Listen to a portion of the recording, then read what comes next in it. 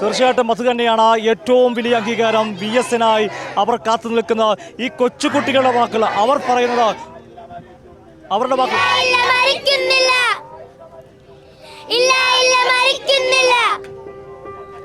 മരിക്കുന്നു ഞങ്ങളിലൂടെ, ജീവിക്കുന്നു ഞങ്ങളിലൂടെ, ഞങ്ങളിലേക്കും ചോരയിലൂടെ. അജിംഷാദ്, കേൾക്കുക, ആ കുട്ടികൾ എത്ര നേരമായെന്നാണോ ഈ മുദ്രാവാക്യം വിളിക്കുന്നത്. VS മരിച്ചിട്ടില്ല, ഞങ്ങളിലൊഴുകും ചോരയോടെ. അവർക്ക് ആർക്കും ഒരു മടുപ്പില്ല. ഒരുപക്ഷെ സാധാരണ ഏതെങ്കിലും ഒരു കാര്യം ആവർത്തന വിരസത ഉണ്ടാകാൻ സാധ്യതയുണ്ട്. പക്ഷേ മലയാളികളെ സംബന്ധിച്ചോളം കണ്ണേക്കരളെ VS ഞങ്ങളുടെ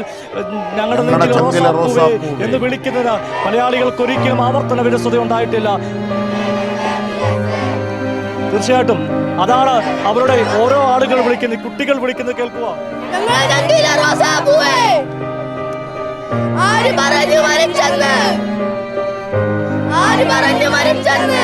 കാത്തിരിക്കുമായിരിക്കും. പിന്നെ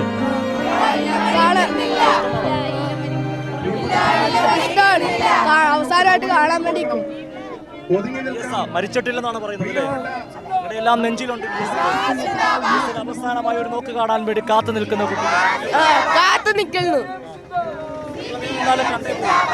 കണ്ടേ പോകും. മരിച്ചിട്ടില്ല, ഞങ്ങളുടെ എല്ലാവരുടെയും ഉള്ളിലുണ്ട്,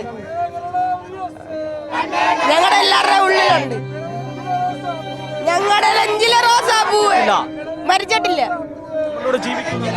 ഞങ്ങളിലൂടെ ജീവിക്കുന്നു. നെഞ്ചിലാണ് VS.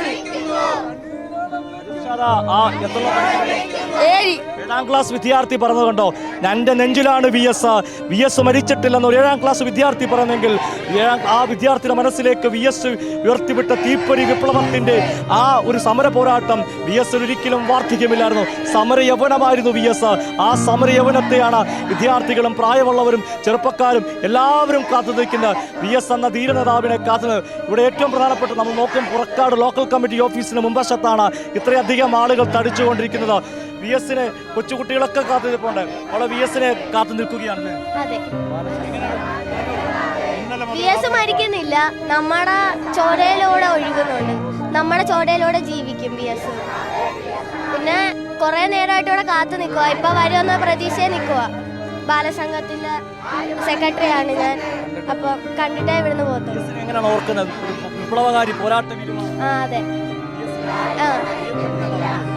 ആ കുട്ടിയും പറയുന്നതുകൊണ്ട് VS എന്ന നമുക്ക് മറ്റൊരു ദൃശ്യങ്ങളിലേക്ക് പോകാം. ചങ്കിലാണ് VS ജീവിക്കുന്നത്. ആളുകളെല്ലാം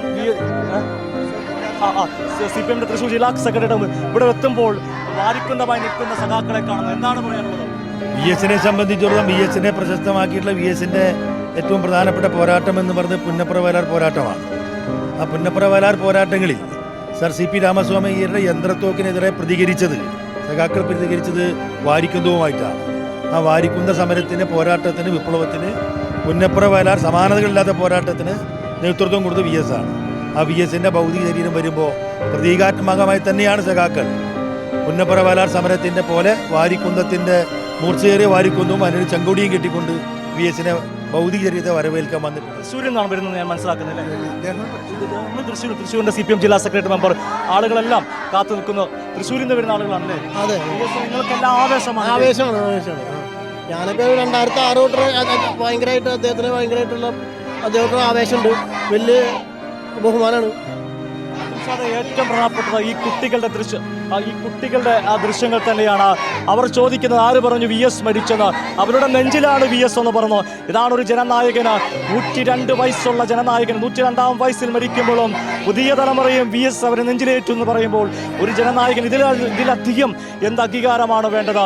അജിംഷാദ്, തീർച്ചയായും വെയിലത്തും മഴയത്തും ഒക്കെ രാത്രിയും പകലുമില്ലാതെ കാത്തുനിന്ന ജനങ്ങൾ, അതിൽ കുഞ്ഞുങ്ങൾ കൂടിയുണ്ട്. അതവർ ആ മാതാപിതാക്കളുടെ കൈപിടിച്ച് വെറുതെ എത്തിയതല്ല.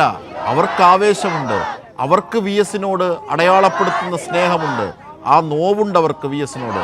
അതാണ് അവർ ആ VS-ന്റെ അന്ത്യയാത്രയിൽ അന്ത്യചുംബനം അർപ്പിക്കാനായി എത്തുന്നത്. അവരുടെ വാക്കുകളിൽ അതുണ്ട്.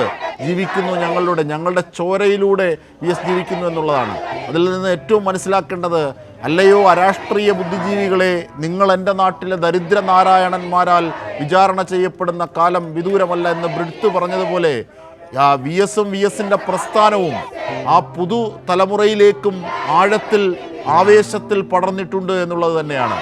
അതാണ് ആ ആശയത്തിൻ്റെ വിന്യാസം കൂടിയാണ് പുതുതലമുറയിലേക്ക് കൂടി. അതാണ് ഇതിൽ നിന്ന് വായിച്ചെടുക്കേണ്ട മറ്റൊരു രാഷ്ട്രീയം.